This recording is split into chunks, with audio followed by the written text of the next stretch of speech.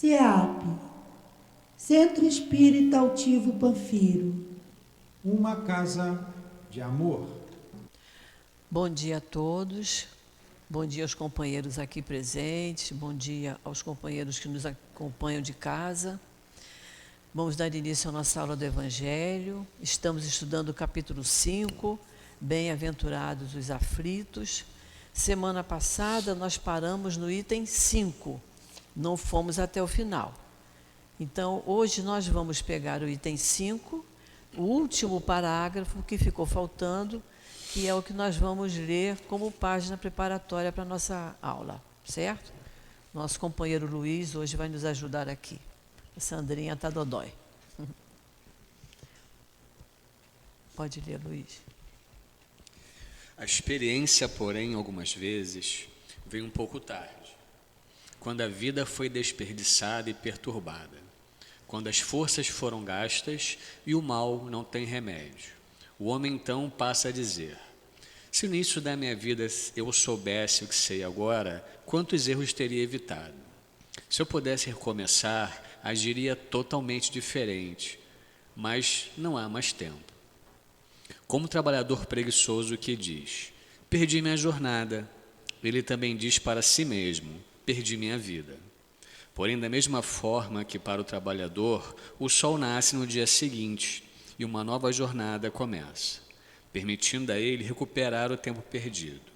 Para o homem também, após a noite do túmulo, brilhará o sol de uma nova vida, no qual ele poderá aproveitar a experiência do passado e suas boas resoluções para o futuro. Luiz, faz a nossa prece. Senhor Jesus, mais um domingo aqui reunidos para o estudo do Evangelho e de suas palavras. Abençoa-nos, Senhor, com a sua paz, com os seus pensamentos, com o seu equilíbrio. Abençoa a Gracildes com a sua intuição para nos transmitir os pensamentos do Evangelho, desse capítulo e de tudo aquilo que há de intuir para o bem, para o nosso bem, para o alimento de nossas almas. E assim, com a permissão do Senhor Jesus, com o amparo do altivo, dos bons espíritos aqui presentes nesse momento e, sobretudo, pela ordem de Deus, nosso Pai, damos início aos estudos do domingo de hoje. Graças a Deus. Então, nós estamos estudando o capítulo 5, Bem-aventurados os aflitos. Esse capítulo é de uma importância muito grande para o nosso dia a dia.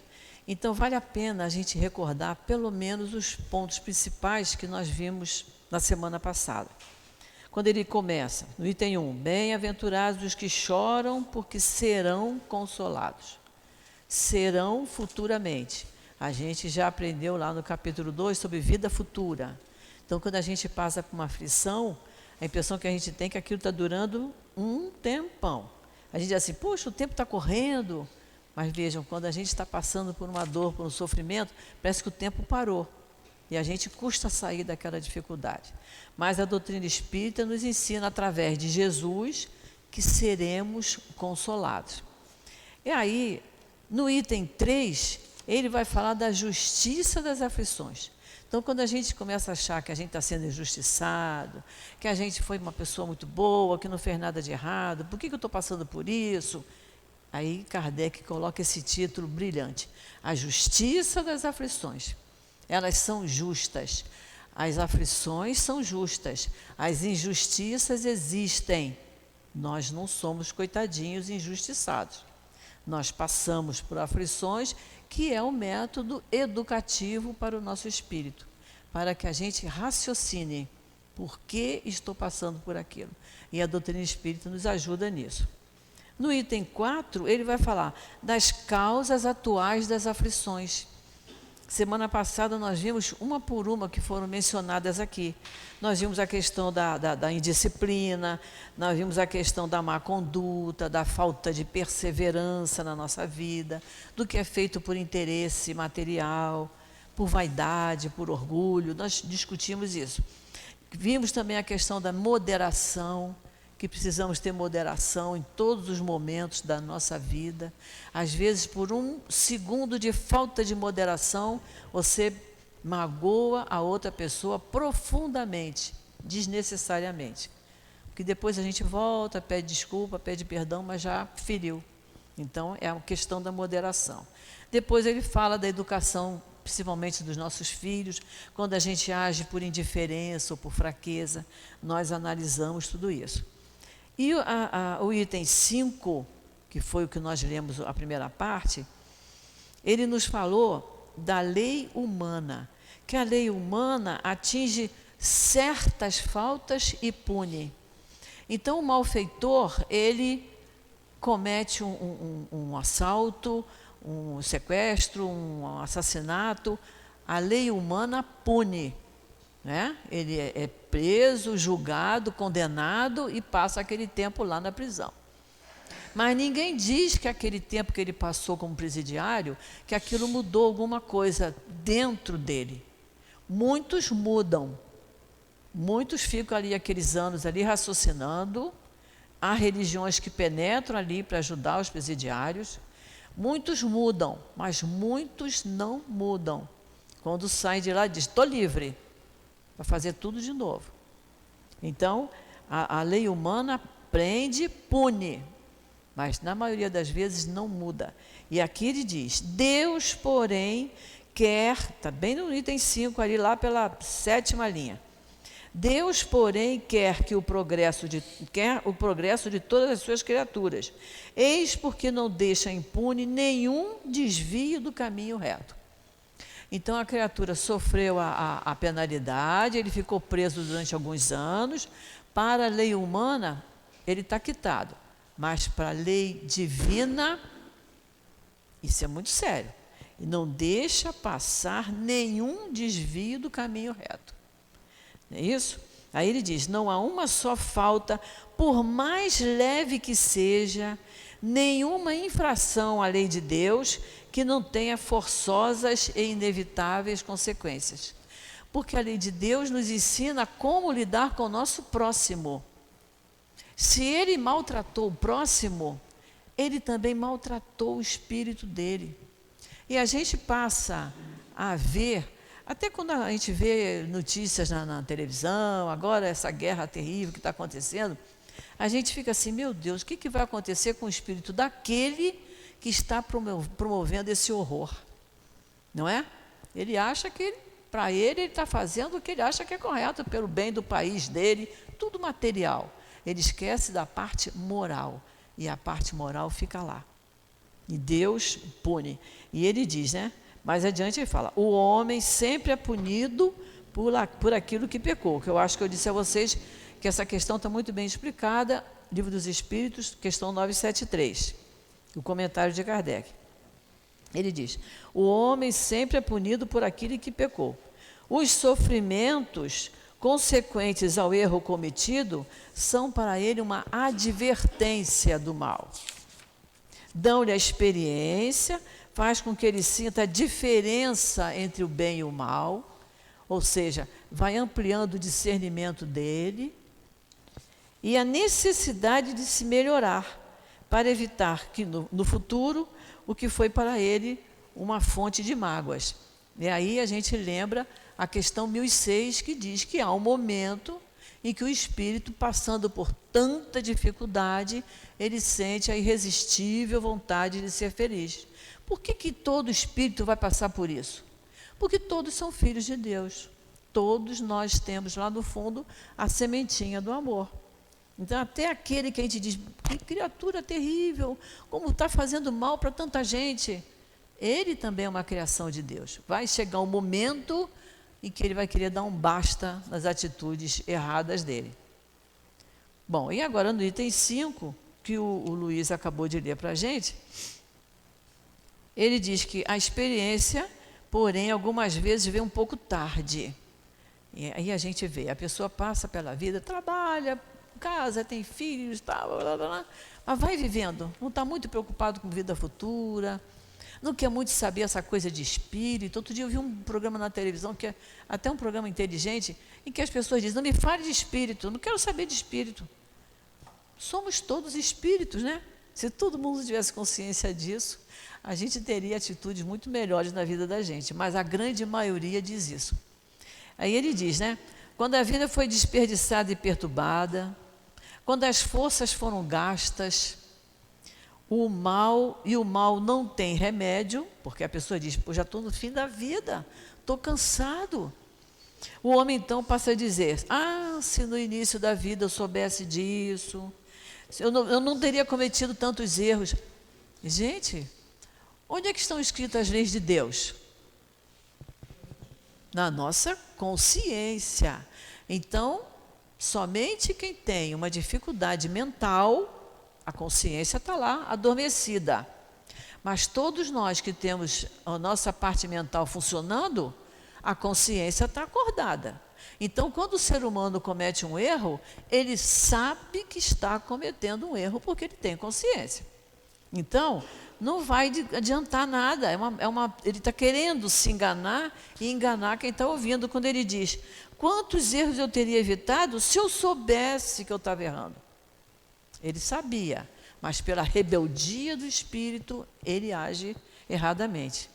Aí ele diz: se eu pudesse recomeçar, vai recomeçar, mas numa próxima.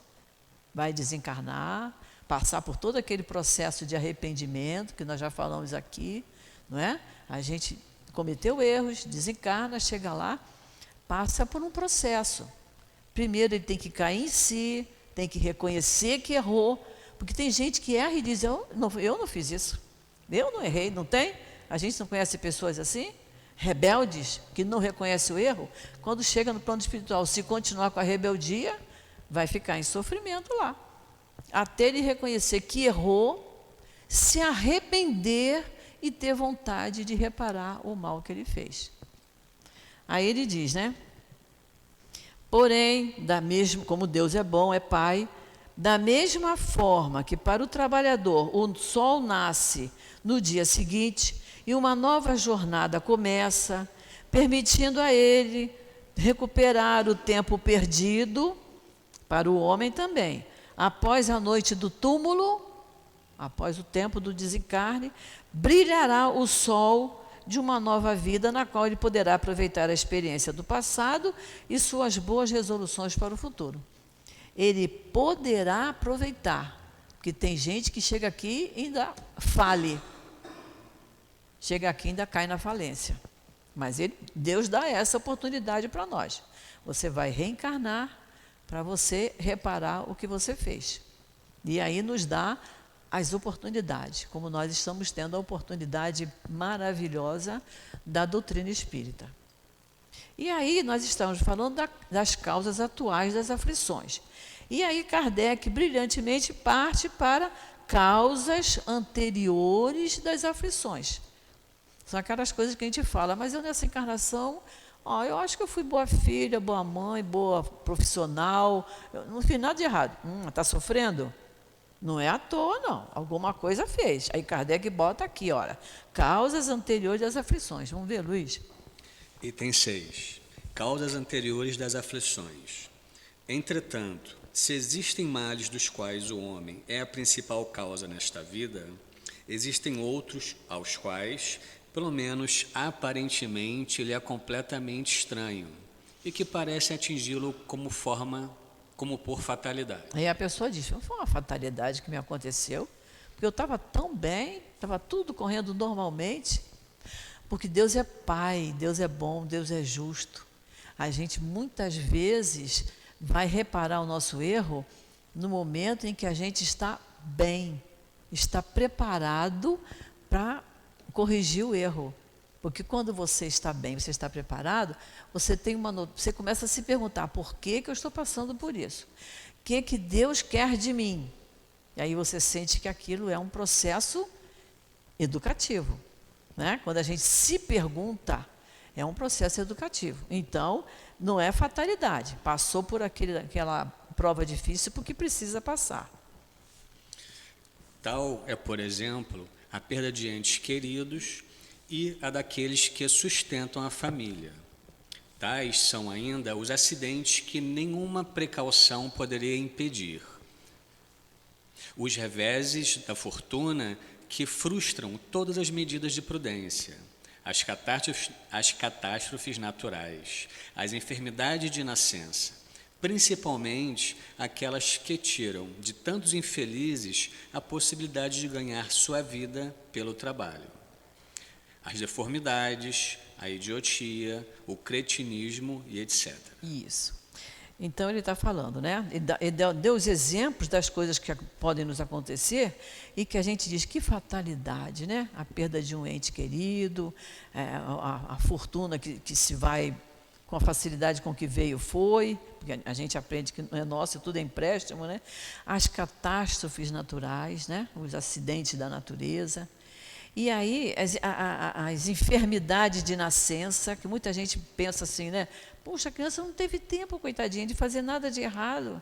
E, no entanto, está sofrendo com determinada doença. A gente esquece que naquele corpinho daquela criança de 1, 2, 3 anos, tem um espírito que pode ser mais velho que pai e mãe. E está passando por aquela dificuldade. E aquela dificuldade não é só daquele filhinho. Pai e mãe precisam passar por aquela experiência dolorosa.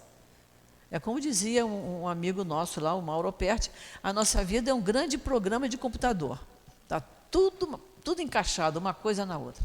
Se o filho está sofrendo uma doença séria, pai e mãe estão juntos. E aí vocês imaginam com a mãe que foge, que deixa aquela bomba difícil para resolver na mão do pai, ou do pai também que se afasta e diz, não tenho condições de resolver esse problema, ela vai resolver isso, porque ela tem mais condições que eu. Está fugindo da prova. Não é isso que acontece? E aí ele vai falar, nessa questão, a questão das deformidades, da idiotia, do cretinismo. A gente usa essa palavra, idiotia e cretinismo, esquecendo que isso são doenças mentais. Né? A gente vê muito isso, a pessoa tem raiva do outro dia, é um cretino. Cretinismo é uma doença mental. Idiotia é uma doença mental. Então, não se deveria chamar ninguém de idiota nem de cretino. É um termo empregado erradamente, por ignorância da pessoa que usa, por não saber que isso é uma deformidade mental. Vamos lá, Luiz. É uma doença mental. É um tipo de deformidade mental. Eu assim não sei te dizer das características do cretinismo, mas a gente imagina que são pessoas que agem alheio ao que é corretamente feito, né? Age de maneira errada, que chama até atenção. É nesse sentido.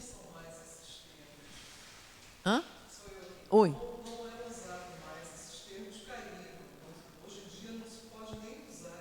Não se pode, mas olha, mas de vez em quando você vê, né? Fulano é um cretino. Ó, esqueceu. Oi.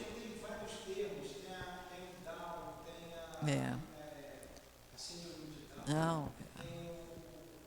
Autismo. Olha, mas há bem pouco tempo uma pessoa até nos visitando falou, aquele cara é um cretino. Eu falei, opa, não vamos entrar nesse detalhe. Hein? É pejorativo, e a gente vai aprendendo que não se pode usar nenhum termo pejorativo. A gente tem que ir refinando o nosso vocabulário, cada vez mais e melhor, né? Mas muita gente ainda desconhece isso, né? Sim.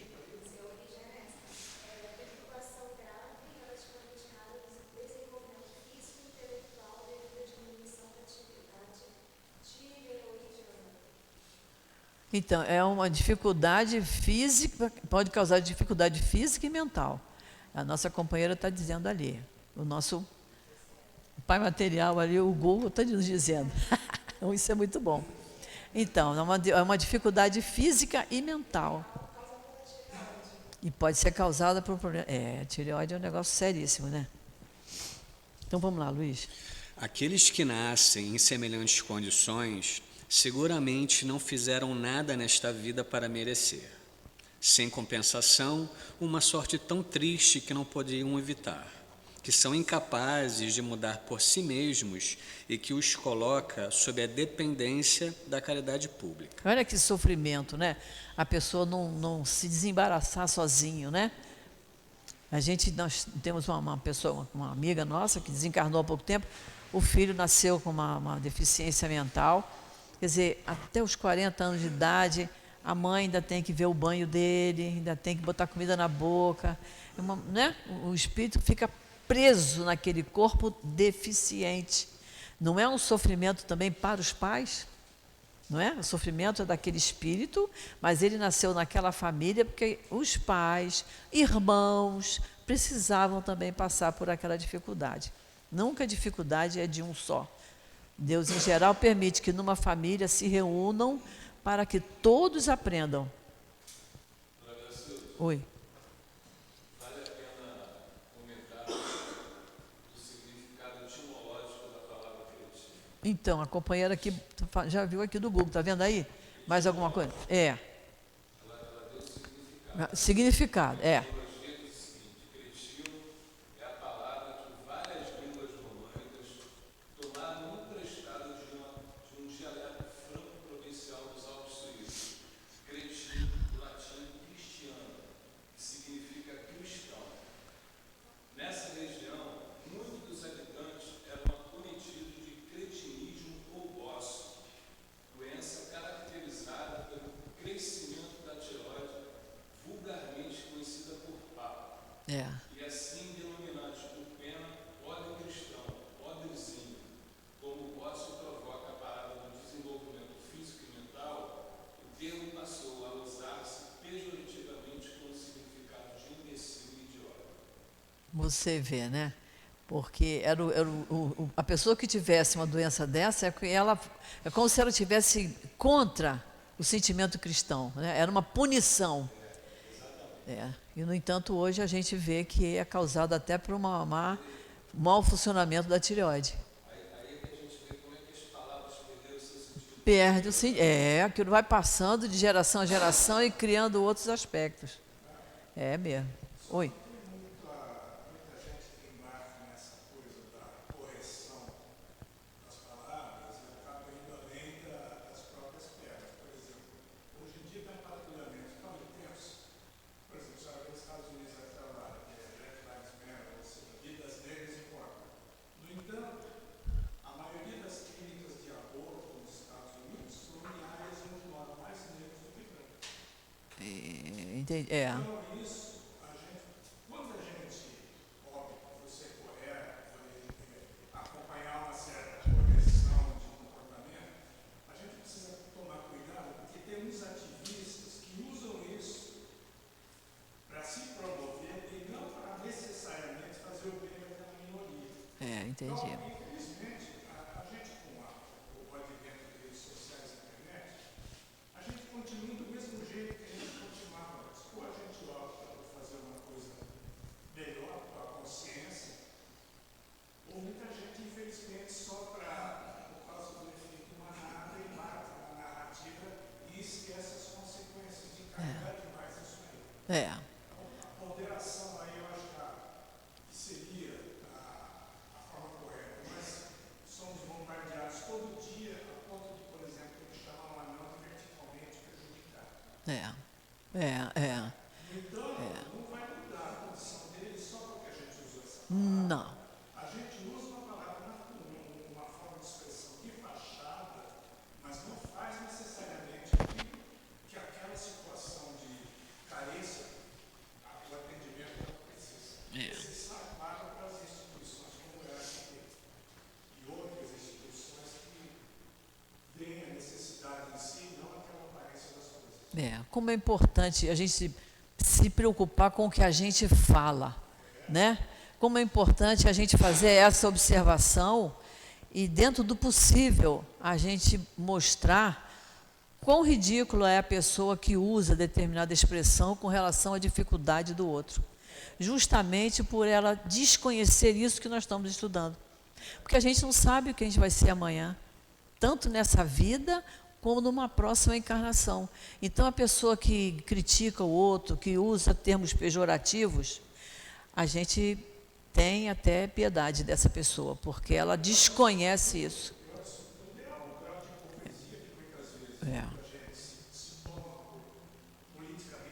É. No entanto, usa isso apenas para promover interesses setorizados de seitas ou de uma narrativa de grupo. Mas realmente dentro dela ela não tem aquilo conscientizado ainda, né? E que é o que a nossa doutrina faz, a gente cria uma consciência da vida da gente.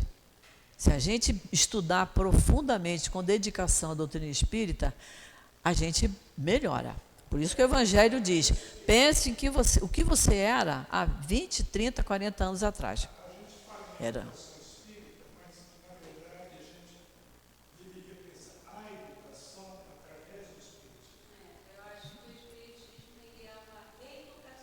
É. Os que estão chegando e alguns, vou dar assim, de 90, de 2000, né? Vou botar mais ou menos. Eles são muito, você não pode falar nada que tem lei para tudo, né? Então, assim, eu acho que o Espiritismo, ele veio reeducar tanto nós, que somos, né? Lá de trás ainda, e os que estão chegando e os que já estão aqui. Os que já estão aqui. Né? Felizes daquele que recebe uma educação de princípio, de família, de pai, de mãe, de quem educa. E é como a gente sempre diz, a evangelização é importante para a criança porque vai melhorar a educação dela.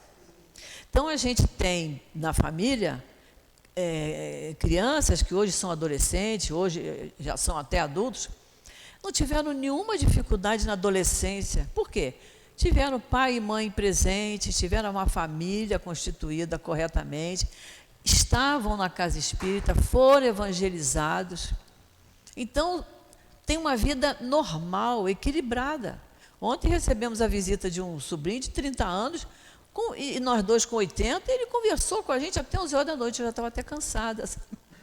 Eu já queria dormir, porque eu tinha que acordar cedo para estar aqui. Mas ele, uma conversa tranquila, gostosa. Mas por quê? Criado desde que nasceu lá dentro do Leon Denis. Sabe? Não teve pai presente. Ele só teve a mãe. O pai foi embora tratar da vida dele muito cedo. Mas ali, a mãe botando para estudar, passando valores, e dentro da doutrina, né? Levando a sério a religião, é uma criatura maravilhosa de você conversar. E tem os outros na nossa família, tanto do meu lado como do lado dele. Então, a doutrina espírita vem reeducar, mas olha a dificuldade que a gente tem aqui na evangelização. As crianças chegam aqui zerado. Eu tenho um sobrinho que tem 30 anos, não tem pai, a mãe dela é complicada dessa. No entanto, ele se vira sozinho. Então. Já fez faculdade, trabalha, levanta cedo e cuida da mãe que não está com saúde agora. Ele é assim fora da caixa. Então. Ele é doce, como ela disse. Ele uma pessoa maravilhosa. Então. E teve todas as carências que se pode imaginar. No entanto, essas carências não estão tirando ele do foco que ele tem. Do foco de uma vida reta, exatamente. Ele é evangélico por causa de uma relação de namoro, sei lá o quê. No entanto, ele procura se aconselhar com os pastores para ter uma vida reta, para fazer o melhor. Então, muita gente, muitas vezes, não tem esse ambiente favorável, apropriado, que alguns naturalmente acabam tendo e tocando a vida muito bem. Ele não, mas está dentro dele. Já é um espírito que veio com conquistas. Com certeza. A gente sente isso desde pequenininho, né? É verdade. Tem crianças que você sente isso, ela já vem com conquistas. Então, é aquela criança que não é trabalhosa, que é obediente. Já tem outros que vêm com muita coisa para conquistar. Se não tiver a família ali presente para ir passando valores, para ir cortando as asinhas dele desde cedo, é complicado. Se os pais não tiverem uma religião cristã, pode ser evangélico, católico, todos eles têm aula de evangelização para a criança. Pelo menos dessas 3, espírita, católico e evangélico, a gente sabe que tem. Se não colocar aquela criança ali, é aquela criança que vai para a escola e cria problema na escola. Os professores já olham com antipatia, porque por mais que o professor seja dedicado, mas ele já trata aquela criança diferente, porque ela é trabalhosa e ela não pode envolver os outros. Então, olha que dificuldade que é. Não é isso?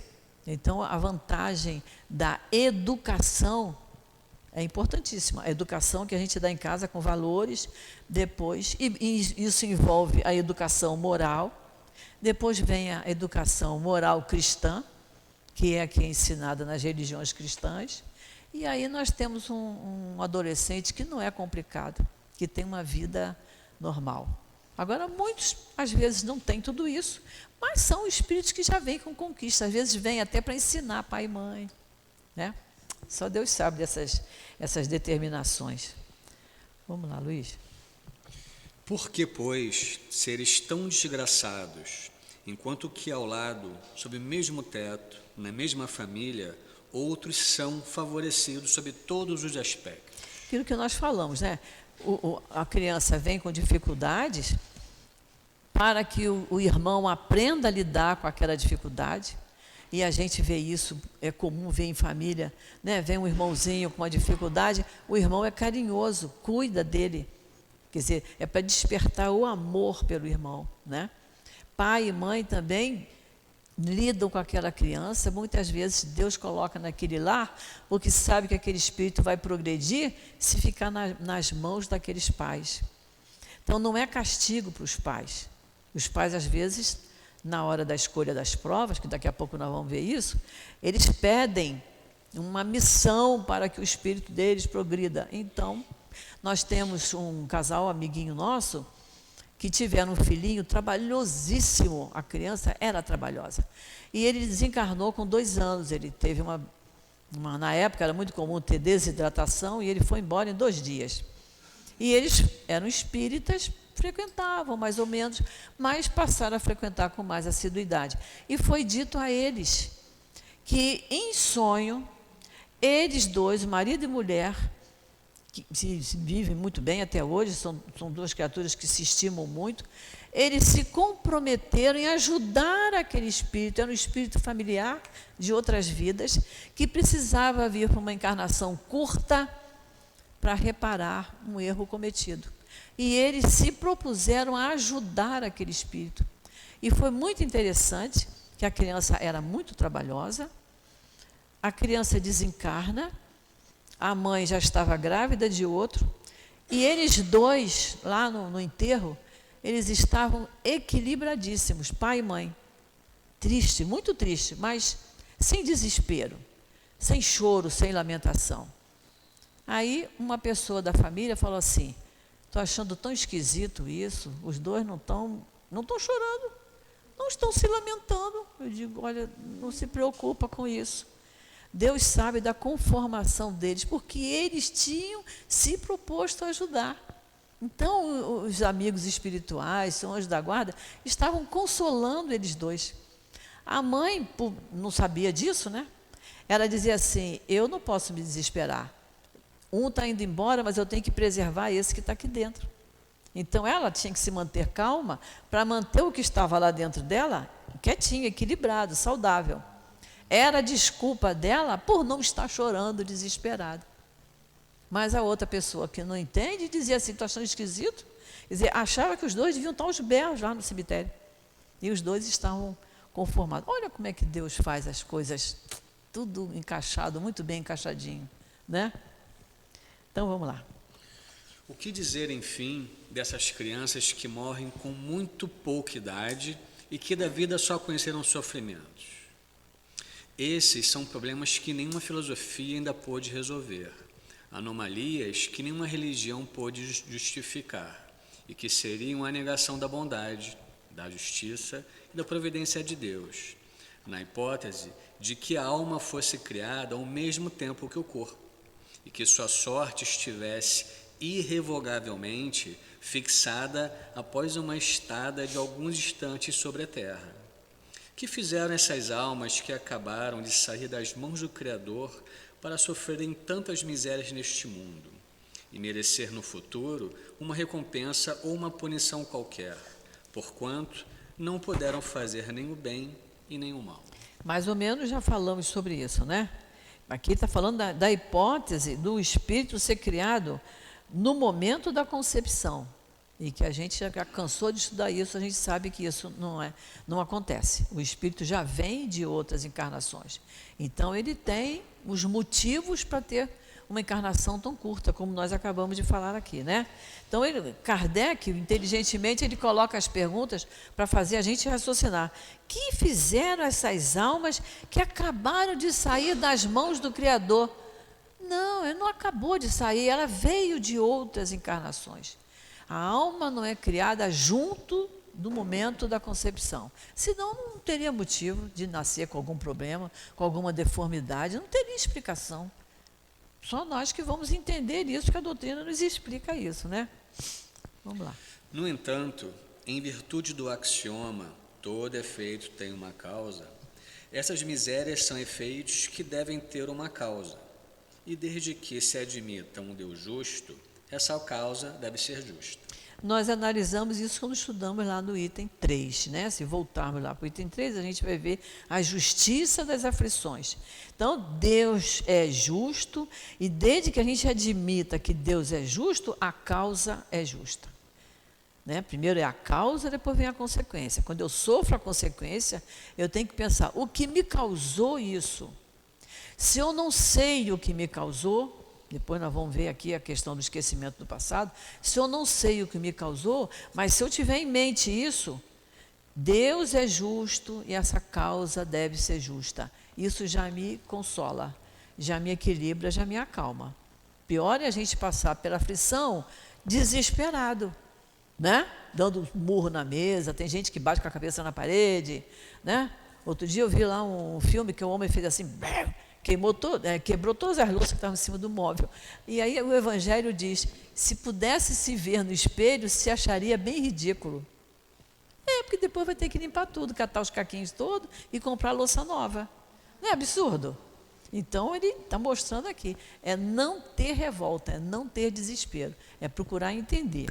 Dona Gracilde, Oi. isso é muito interessante quando se diz que o filho também veio para educar os pais, né? Porque eu nunca quis ter filhos, e tenho 5. E há uns 9 anos atrás, o meu filho sofreu um acidente. Quem ia sofrer o acidente era a minha filha, que é especial. Ele correu e empurrou a minha filha. Quando ele caiu, que os bombeiros chegaram, ele falou assim para o bombeiro, não, salva a minha irmã que caiu do penhasco. Eu empurrei a minha irmã.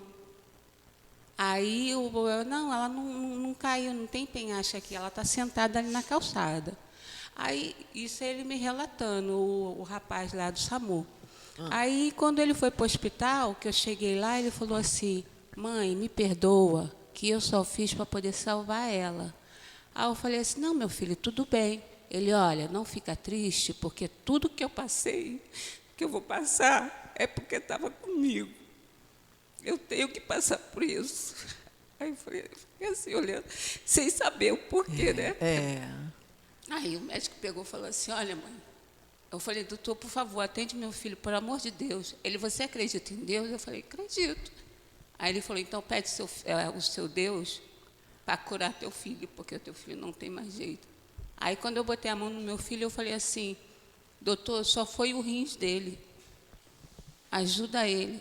Ele, você virou médica agora? Eu falei, não, por favor. Aí botaram ele para a sala de cirurgia. Aí, quando chegou lá, ele teve 3 paradas cardíacas e ficou 5 minutos desacordado. Nada batia mais. Aí eu perguntei assim a Deus, falei, Deus, é desse jeito que o Senhor falou que ia me tirar ele? Não foi essa conversa que a gente teve? E comecei ali a orar, né? Aí ele falou que todo momento ele estava vendo, conversando com Deus, né? E ele falava para mim, calma, mãe, eu estou voltando, eu só vim aqui só para dar uma descansada. Ele falando, né? Aí, daqui a pouco, a máquina começou a a funcionar quando eu pedi. Aí os médicos correndo, aí um médico virou para mim e falou assim, realmente, seu Deus é poderoso. Aí eu peguei e falei para ele, o meu não, o nosso. Aí o que me chama a atenção nisso é ele lembrou que empurrou a irmã dele num penhasco numa vida passada. E que ele teve que salvar ela nessa vida. Dessa vez, para poder continuar o caminho dele. Aí ele falou para mim que pediu lá, ele fala assim, mãe, eu pedi um cara lá para me mandar de volta, porque senão você não ia aguentar, que eu ainda tenho um trabalho para fazer com você. Aí foi onde a senhora deitou no meu peito, que ele estava aberto, né, aqui assim, ele deitou no meu peito e falou, cheguei, mãe, voltei. Aí os médicos tudo correram, eu tive que sair da sala, né, que estava toda suja, para poder fechar ele. E assim, é impressionante como ele e ela têm os reflexos da vida deles dois. Dos dois, a ligação. A ligação deles dois, entendeu? É muito forte. Parece uma coisa assim, ela sente coisa quando acontece com ele sente coisa que acontece com ela. É impressionante. É interessante, né? É uma prova do que a gente estuda aqui, né? Que vêm os espíritos de uma mesma família porque precisam resgatar. Tem coisa a resgatar entre si. Ele está com que idade agora? Ele está com 24 anos, ele é bombeiro. Na época que ele sofreu o acidente, ele era jogador, começou na escolinha do certo time, a gente assinou o contrato, aí fomos para a pizzaria no domingo para comemorar. Na segunda-feira ele sofreu o acidente. Aí o tiro, como não tinha feito 24 horas, tinha uma causa lá.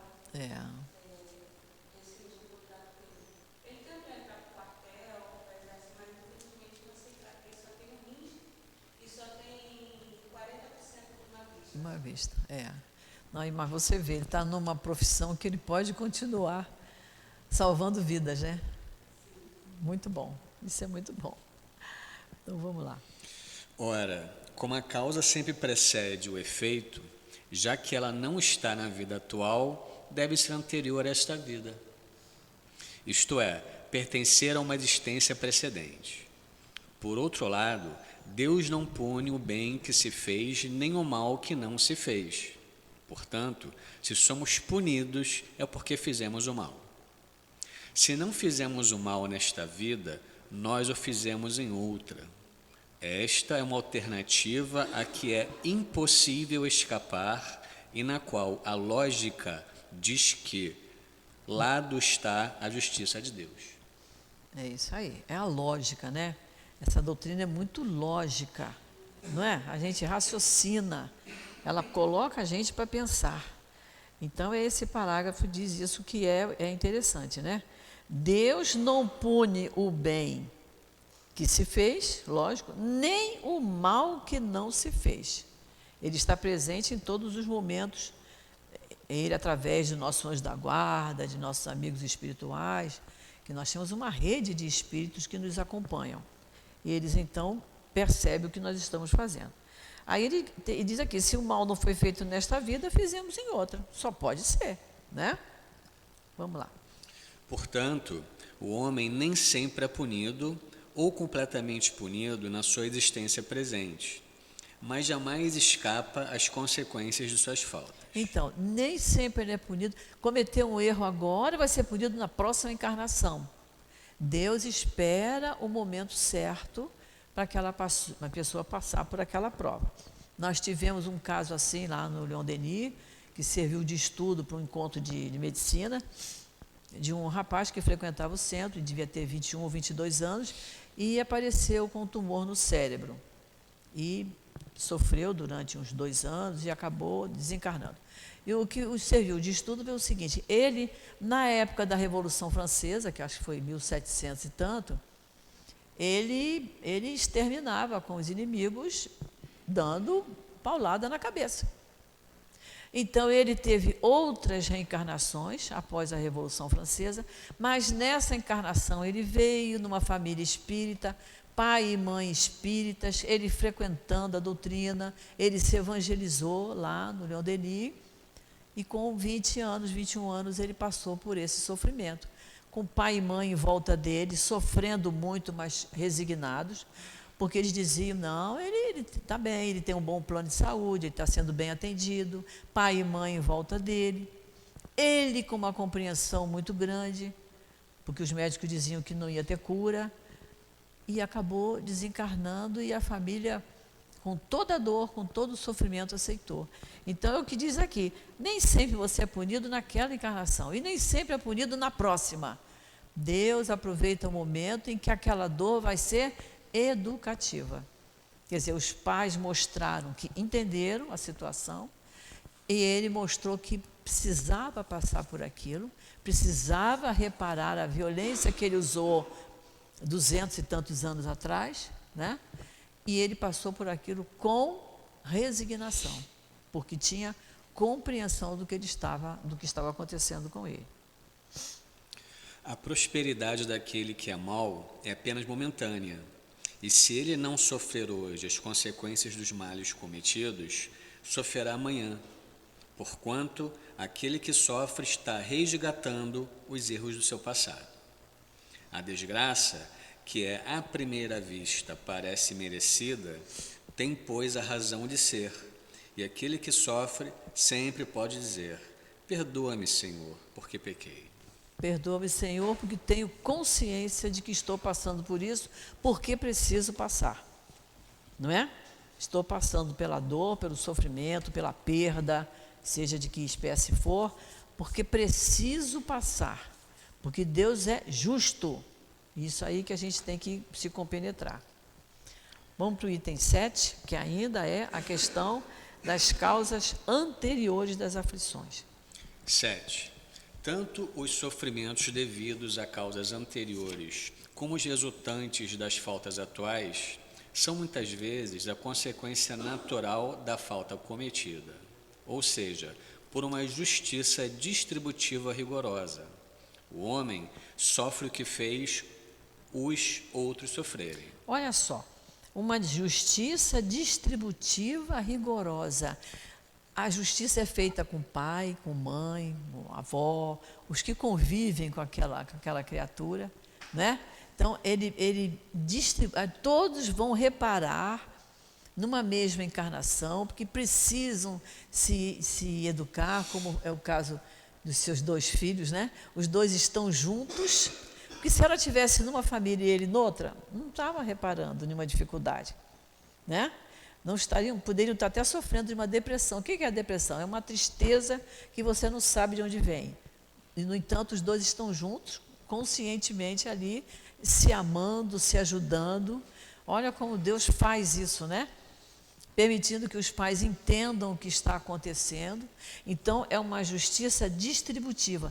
Também no sentido que não é, você não paga imediatamente, só se precisar. Deus sabe o momento certo que você tem que pagar a sua dívida. É isso nesse sentido que ele quer dizer, né? Se foi duro e desumano, poderá a seu turno ser tratado desumana e duramente. Se foi orgulhoso, poderá nascer em condições humilhantes. Se foi avaro, egoísta ou fez mau uso da sua fortuna, poderá ser privado do necessário. Se foi mau filho, poderá sofrer com seus filhos. O que a gente viu de interessante nesse parágrafo? Olha como Kardec usa várias vezes a palavra poderá, porque não é pena de talião, olho por olho, dente por dente.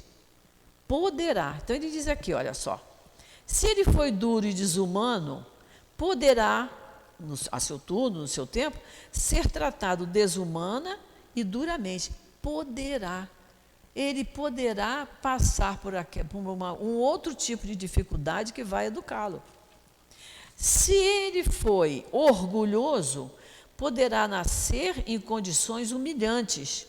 Poderá nascer em condições humilhantes. Poderá nascer na próxima, como poderá nascer em outra, daqui a segunda ou terceira encarnação. Ele poderá combater o orgulho dele, talvez não por uma situação humilhante, mas por ter um pai problemático, uma mãe problemática, um irmão problemático, que ele tem até vergonha de apresentar para os amigos aquela pessoa. A gente não sabe que existem casos assim, casos particulares, que a pessoa diz, não vou te apresentar, não. Eu vou, né? Uma vergonha por algum motivo. Então ele diz, poderá. Se ele foi avaro, egoísta, ou fez mau uso da sua fortuna, ele poderá ser privado do necessário. Ele poderá ser punido de outra maneira. Poderá, se foi mau filho, poderá sofrer com seus filhos. Se ele foi mau filho, ele pode vir numa encarnação em que ele tem uma vontade louca de ter filho, mas não consegue. Eu conheço uma moça que fez todos os tratamentos possíveis e não conseguiu engravidar. Quando engravidava, com 2, 3 meses, perdia. Aconteceu o aborto espontâneo. E ela dizia, como eu gostaria de ter um filho. Aí a gente fica pensando, quem sabe se não foi um mau filho, uma má filha na outra encarnação? Quem sabe se não foi, né? Um mau filho. Quem sabe se não desprezou os filhos que teve, não amou, não foi uma mãe ou um pai presente. Aí vem numa encarnação com a vontade louca, eu só vou me realizar se eu for mãe. Não se realizou.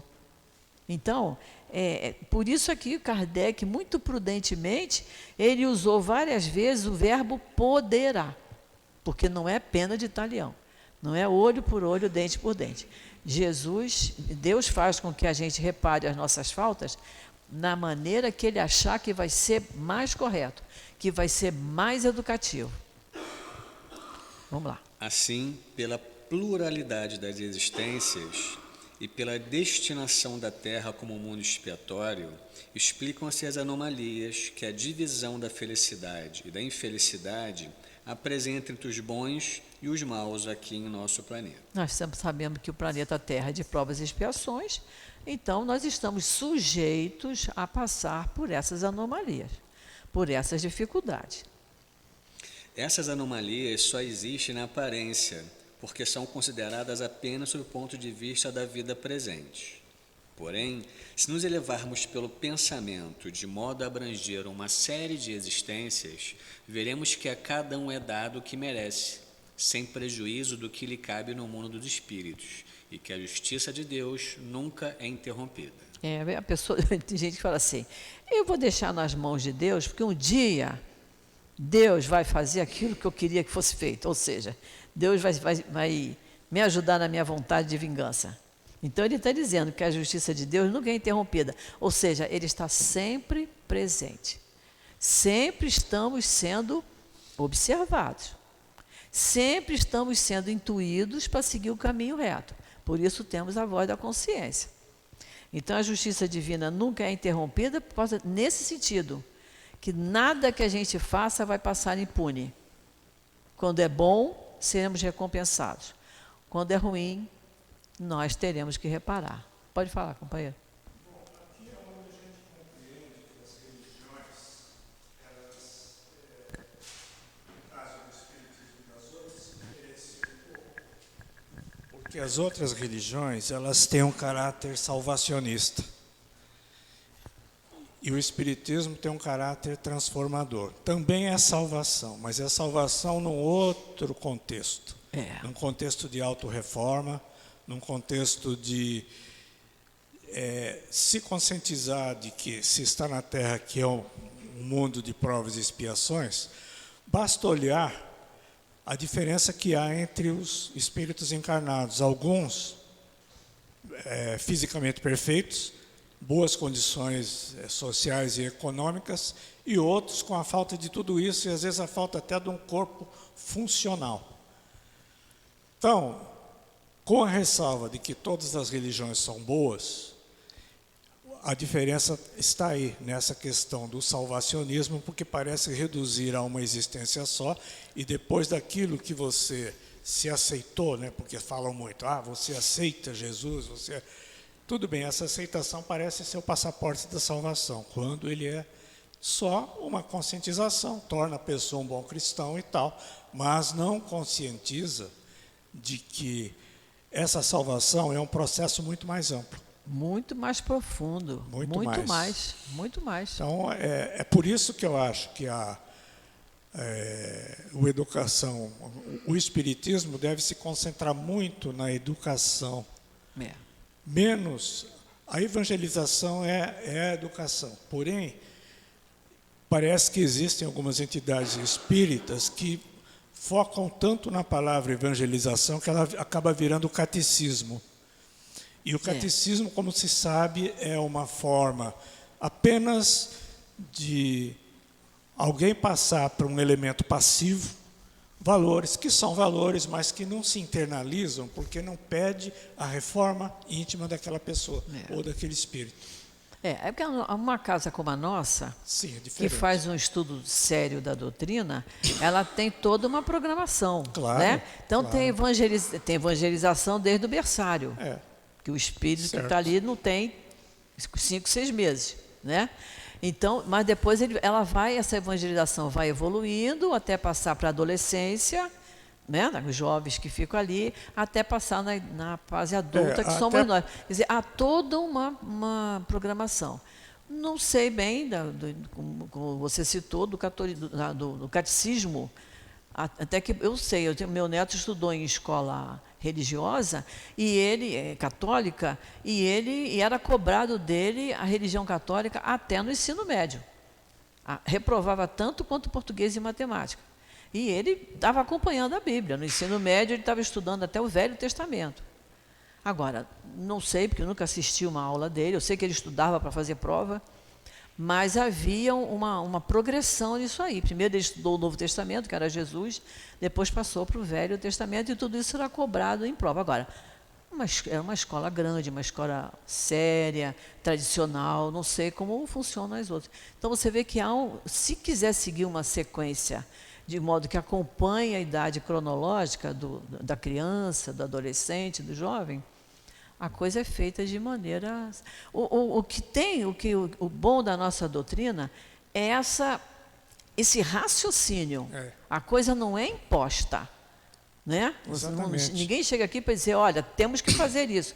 Não, nós precisamos fazer isso, por isso, isso, isso. Não, e até porque ela ocorre também no assistencialismo. Não é um assistencialismo por si só. Ele também é educativo. É educativo. Pelo menos na medida em que, quando se diz às pessoas, vocês estão aqui recebendo esse benefício, mas tem essa e essa condição, tipo assistir uma palestra, um estudo. Ou coisa isso vai assim. disciplinando. Exatamente. E a gente percebe isso nos grupos de início, há uma rebeldia maior, mas depois vão se disciplinando, entrando nas regras que a casa, porque tem que ter. Ok, obrigado pela atenção. Tem que ter, pô, nada. Então vamos lá, Luiz. O homem jamais deve perder de vista que está em um mundo inferior, onde é mantido pelas suas imperfeições. A cada infortúnio, ele deve dizer a si mesmo que, se pertencesse a um mundo mais avançado, isso não lhe aconteceria, e que só depende dele mesmo não voltar à Terra, trabalhando pelo seu aperfeiçoamento. Esse finalzinho é importante. Quando alguém diz assim, puxa vida, esse planeta aqui que a gente vive, essa terra, né? Digo, está lá no Evangelho, faça tudo a esse mundo, para esse mundo não voltar. Então depende de nós. Se nós estamos num planeta de provas e expiações, passamos por situações de infortúnio, como diz aqui. Mas a gente deve dizer para si mesmo que, se pertencesse a um mundo mais avançado, não estaria passando pela dificuldade, pelas coisas feias que a gente vê acontecer, né? Então, só depende da gente mesmo fazer por nós para este mundo não voltar. Esse finalzinho é interessante da gente guardar e apreender. Olha, falta só um minutinho para acabar a nossa aula, então nós vamos deixar o item 8, ainda tem o 8, 9 e o 10, que vai falar sobre as causas anteriores das aflições. Então, semana que vem a gente continua marcando aí, quem está com o Evangelho, que nós vamos continuar do item 8 em diante, certo? Esse capítulo é muito bom.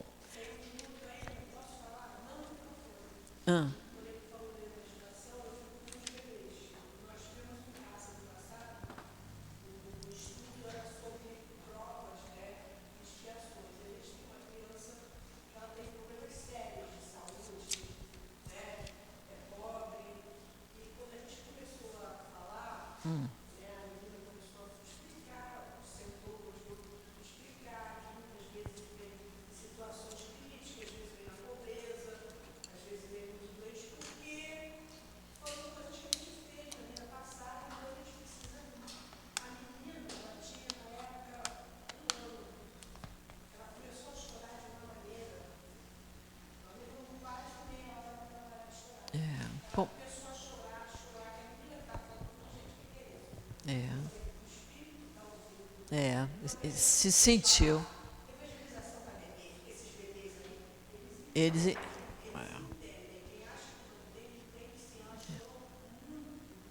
O espírito sentiu.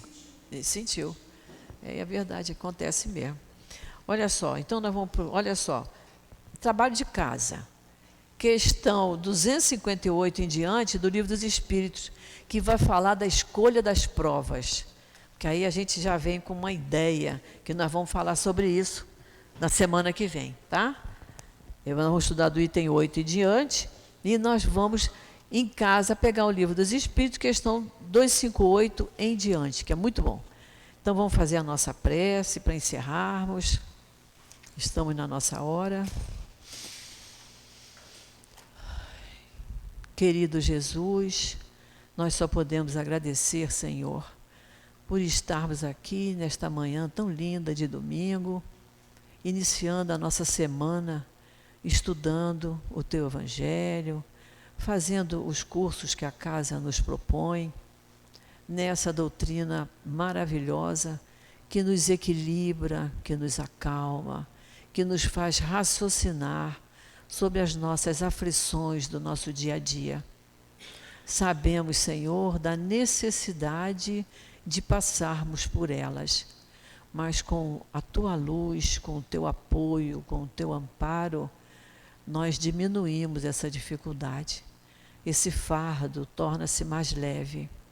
Então, Senhor, pedimos sempre que permita que sejamos intuídos por nosso anjo de guarda, por nossos amigos espirituais, para que possamos agir sempre de maneira correta, para que possamos fazer escolhas sempre mais acertadas, para encontrarmos, Senhor, o caminho que nos conduzirá até Ti.